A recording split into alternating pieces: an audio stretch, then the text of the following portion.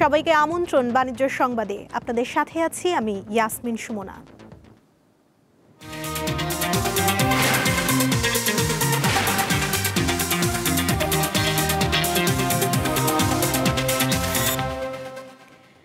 ইসলামী bank বাংলাদেশের official Facebook page hack হয়েছে। একই সঙ্গে ফেসবুক পেজের প্রোফাইল ও কভার ছবি চেঞ্জ করে একটি হুমকিপূর্ণ বার্তা প্রকাশ করা হয় সেখানে।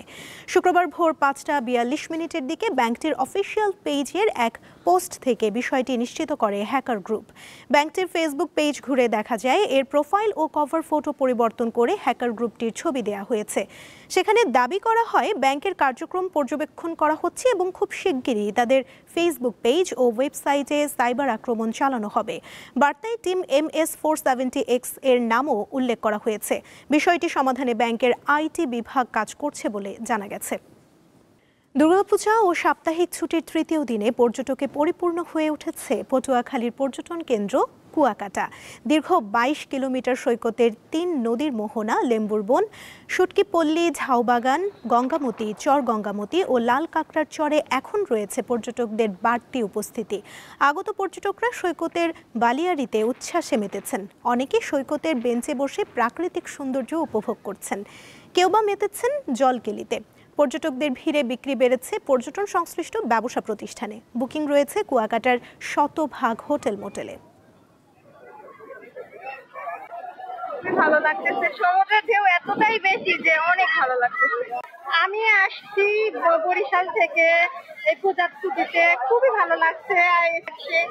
সমুদ্রের ঢেউয়ের যে শব্দ এটা অনেক ভালো, যা মনকে সত্যি অসাধারণ। এ বিষয়ে জানাতে পটুয়াখালী থেকে যুক্ত আছেন আমাদের সহকর্মী মোহাম্মদ ইমরান। ইমরান, টানা ৪ দিনের ছুটিতে হোটেল মোটেলগুলোয় বুকিং নিয়ে কি বলছে সংশ্লিষ্টরা? ভাড়া নিয়ে কোনো অভিযোগ রয়েছে কি? এখানকার বেশ কিছু পর্যটকদের সঙ্গে আমার কথা হয়েছে। তারা যেটা জানিয়েছেন যে এখানকার যে হোটেল মোটেল গুলো রয়েছে সেই হোটেল মোটেলের এখানে কিন্তু প্রায় ২০০-র অধিক হোটেল মোটেল রয়েছে। সেই হোটেল মোটেলের সকল কক্ষ কিন্তু বুকিং হয়ে গেছে, যার কারণে অনেক পর্যটক আজও যে সকল পর্যটক গেছেন তারা অনেকে কিন্তু হোটেল মোটেলের কক্ষ পাননি, যার কারণে হোটেলের ভাড়াটা কিন্তু অনেকটা বেশি রাখা হচ্ছে এমন অভিযোগ কিন্তু এখানকার পর্যটকরা আমাদেরকে জানিয়েছেন। আপনি জানেন যে শারদীয় দুর্গাপূজার ৪ দিনের ছুটি রয়েছে। এই ৪ দিনের ছুটিকে কেন্দ্র করে কিন্তু পটুয়াখালীর কুয়াকাটা সমুদ্র সৈকতে এই মুহূর্তে হাজার হাজার পর্যটক অবস্থান করছে। গত বুধবার সকাল থেকে কিন্তু এ সকল পর্যটকের আগমন ঘটে। আমি এই মুহূর্তে রয়েছি সৈকতের 0 পয়েন্টে।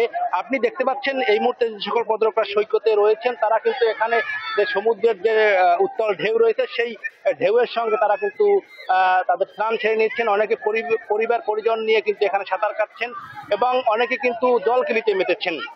এবং এখানকার যে সকল পর্যটন রাইড রয়েছে, বিশেষ করে ওয়াটার বাইক, ইজি বাইক এবং মোটরসাইকেল সহ যে সকল রাইড রয়েছে সেই রাইডে চড়ে কিন্তু তারা এখানকার বিভিন্ন পর্যটন স্পট রয়েছে সেই সকল পর্যটন স্পট কিন্তু ঘুরে দেখছেন। এবং অনেক পর্যটককে আমরা দেখেছি এখানে যে সৈকতের যে বালু রয়েছে সেই বালু নিয়ে কিন্তু অনেকে খেলায় মেতেছেন। বিশেষ করে শিশু পর্যটকরা কিন্তু অনেক উল্লাস করছেন, অনেকে কিন্তু এখানে ফুটবল নিয়েও কিন্তু আসলে খেলায় মেতেছেন। এবং অনেক পর্যটকরা কিন্তু সমুদ্রের যে একটি তারা ঘুরে এসে আমাদেরকে জানিয়েছেন সমুদ্রের যে একটি মনোরম দৃশ্য বা সেই দৃশ্য তারা উপভোগ করে তারা কিন্তু অনেকটা তৃপ্তিতে রয়েছেন। আমি সকাল থেকে এখানকার যে সকল পর্যটন স্পট রয়েছে, বিশেষ করে শুটকিপল্লী, ঝাউবাগান, গঙ্গামতি, চর গঙ্গামতি, লেম্বুর বন, ৩ নদীর মোহনা, এ সকল স্পটে কিন্তু আমি ঘুরেছি এবং প্রতিটি স্পটেই কিন্তু আসলে পর্যটকের বাড়তি যে উপস্থিতি সেই উপস্থিতি কিন্তু আমরা আসলে লক্ষ্য করেছি। দীর্ঘদিন পর পর্যটকদের এমন ভিড়ে এখানকার যে পর্যটন সংশ্লিষ্ট ব্যবসা প্রতিষ্ঠান রয়েছে সকল ব্যবসা প্রতিষ্ঠানে কিন্তু আসলে বিক্রি অনেকটা বেড়েছে এবং এখানকার ব্যবসায়ীদের মুখে কিন্তু আসলে অনেকটা হাসি ফুটেছে। এছাড়া এখানকার যে সীমাবদ্ধ বিহার রয়েছে রাখাইনদের এবং রাখাইন মার্কেট এবং শ্রীমঙ্গল বৌদ্ধ বিহার রয়েছে, এই বৌদ্ধ বিহারগুলোতে কিন্তু পর্যটকদের আনাগোনা অনেকটা বেড়েছে। এখানকার যে পরিবেশ এই মুহূর্তে বিরাজ করছে এক ধরনের, এই কুয়াকাটা সমুদ্র সৈকতে এক ধরনের কিন্তু উৎসব মুখর পরিবেশ আসলে এই সৈকতে বিরাজ করছে। এখানে সকাল থেকে আমরা টুরিস্ট পুলিশের সঙ্গে কথা বলেছি, তারা জানিয়েছেন যে তারা নিরাপত্তায় কিন্তু সদস্য রয়েছেন। বিশেষ করে যে সকল পর্যটন স্পট রয়েছে সেই সকল পর্যটন স্পটে তারা কিন্তু আসলে এখানে তারা কিন্তু তাদের যে অতিরিক্ত পুলিশ সেটা কিন্তু মোতায়েন রয়েছে। তো আমি কিন্তু এই মুহূর্তে 0 পয়েন্টে রয়েছি। 0 পয়েন্টে পর্যটকরা আনন্দ উল্লাসে মেতেছেন। অনেকে এখানে বেঞ্চিতে বসে সাঁতার কাটছেন, অনেকে বালু নিয়ে খেলা করছেন এবং অনেকে কিন্তু এই সমুদ্রের যে উত্তাল যে ঢেউ রয়েছে সেই ঢেউয়ের সঙ্গে কিন্তু তারা আসলে মেতেছেন এবং অনেকে জল খেলিতে মেতেছেন। তো আসলে এখানকার যে সকল পর্যটন ব্যবসায়ীরা রয়েছে, হোটেল মোটেল ব্যবসায়ীরা রয়েছে, তাদের সঙ্গে আমি কথা বলেছি। তারা যেটা জানিয়েছেন যে আগামীকাল বিকেল পর্যন্ত কিন্তু এখানকার অধিকাংশ হোটেল মোটেল বুকিং রয়েছে। আগামীকাল থেকে হয়তো পর্যটকের সংখ্যা কিছুটা কমতে পারে। তো সুমনা, পটুয়াখালী কুয়াকাটা সমুদ্র সৈকত থেকে আমার কাছে এই ছিল সর্বশেষ। ইমরান, আপনাকে ধন্যবাদ। রাজধানীর বাজারে চড়া দামে বিক্রি হচ্ছে কাঁচা মরিচ ও সবজি। দুই একটি ছাড়া প্রায় সব সবজির দাম ৮০ থেকে ১২০ টাকার মধ্যে। কাঁচা মরিচের জন্য গুনতে হচ্ছে কেজি প্রতি ৩৬০ থেকে ৪০০ টাকা পর্যন্ত। রাজধানীর হাতিরপুল বাজার।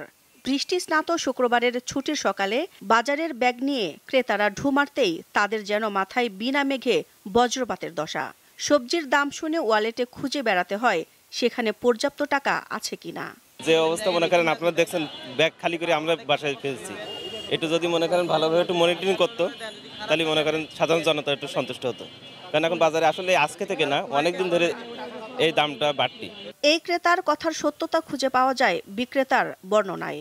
গোল বেগুন 260, করলা 120 ও বরবটি 100 টাকায় বিক্রি হতে দেখা যায়। সবচেয়ে কমে মিলছে পেঁপে। বেগুন আমরা পাল্লা হিসাবে কিনলে আমাদের বেগুন পড়ে আপনার, আমরা 5 কেজি কিনলে 500 টাকা কিনে পড়ে।